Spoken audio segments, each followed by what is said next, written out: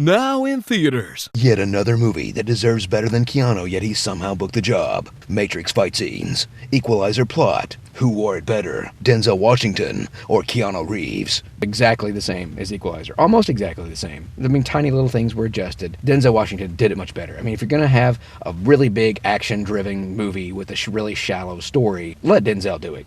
Stay at home, Keanu. You don't need to be back, because we don't want you back. And the whole movie had mayhem in it from Allstate Insurance. So I kept expecting to hear, I work with the Russian mafia. I'm not too concerned about your car right now. Oopsie. So get yourself Allstate Insurance, and you can protect yourself from mayhem like me.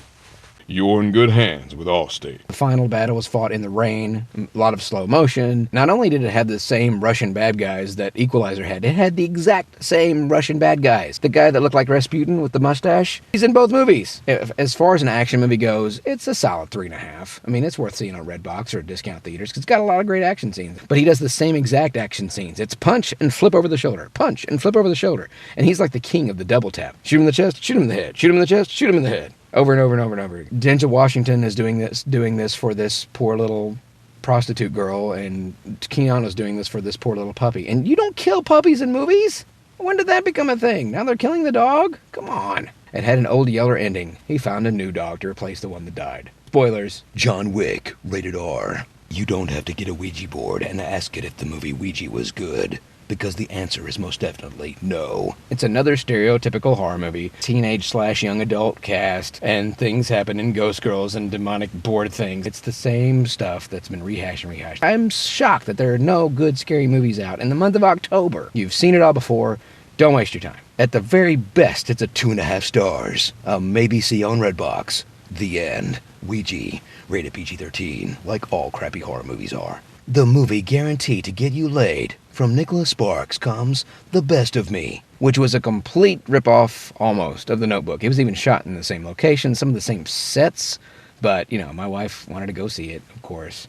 And don't get me wrong, I mean, some of those stories are actually pretty good when he makes them, but he kind of borrowed from all of his previous movies, or books in this case. Don't expect anything new. It's the Nicholas Sparks movie. He goes with what works. I thought Simon & Simon did a good job, though. 3 stars. The Best of Me, rated PG-13. 3 stars. So I caught up with The Flash on the CW, and it's the same exact formula as Arrow had. You've got the young 20-something cast. What does he need a team for? And you've got the flashbacks. Get it? Flashbacks.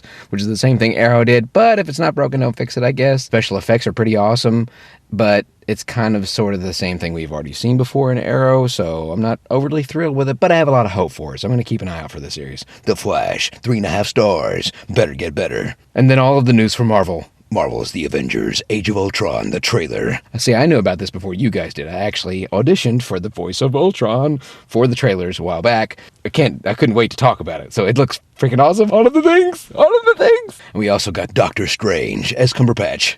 Yeah. And we also got an updated list on Marvel's new movies, release dates and whatnot, and Guardians of the Galaxy 2. So much Marvel news, so awesomeness. It's the last epic voice review for Horrorama. So I thought I'd do my top 5 scariest movies that I saw when I was a kid. Phantasm. Something about that creepy guy going, boy, and the freaking silver balls, and the special effects were awesome, and the gore was, and alien thingies and alternate dimensions. I don't know. Phantasm creeped me out. Crazy creepy. Invasion of the Body Snatchers. Not the original, but the 70s remake with Donald Sutherland. I don't know what it is about being the last one and everybody in the world is evil and out to get you that just terrifies me. And I think they prey on that. And the greatest ending ever. Halloween. Michael Myers is the all-time greatest bad guy for a scary movie. And the score is what really, really helps it. My brother used to tell this awesome story when he worked at Walmart. He was at midnight, Halloween night, in the bathroom at Walmart, and all of a sudden he hears doo-doo-doo-doo-doo-doo in somebody's ringtone. He didn't realize that was somebody else in the bathroom. It's terrifying. Stephen King's It. I am terrified of clowns because of Stephen King.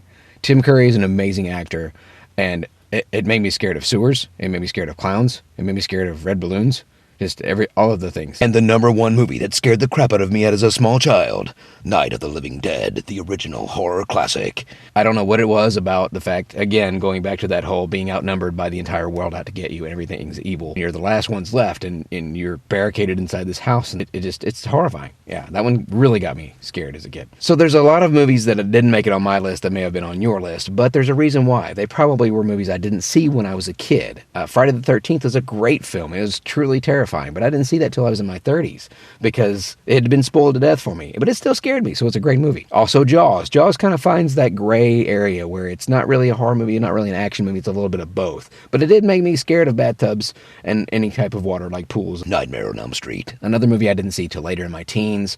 The first one was terrifying, but the other ones are really, really goofy and funny, and I just kind of find it hilarious. I thought it was a dark comedy, not really a horror movie. John Carpenter's The Thing. That movie was terrifying, but again, it was another movie I didn't see till later in my teens. What movie terrified you as a kid? Let me know in the comments below. And come see me at WasabiCon in Jacksonville, Florida, November 1st and 2nd. Panels at 2:30 on Saturday and 3 o'clock on Sunday. See you there. It's time for your comments. Please mind the gap between the train and the platform. Do they speak English or what? I need a weapon. Read my comment because take a walk on the wild side. If do, then I can. Be sure to subscribe for more epic voice reviews and check out my impression gameplay videos. All of these awesome shirts are from RippedApparel.com.